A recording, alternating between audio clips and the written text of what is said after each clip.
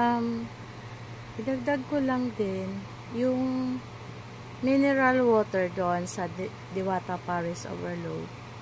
Ano siya, kasi may isang customer doon na nakasabay ko.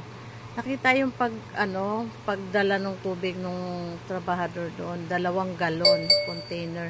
Ang dumi pa nung container na galon.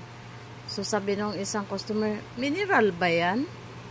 Kasi isasalin lang yun doon sa parang sa parang galon na may gripo, ng tawag doon.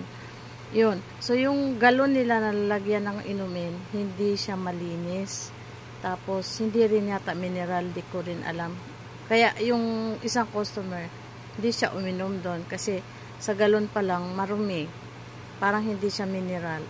Kaya nga holy water daw eh. Yun lang.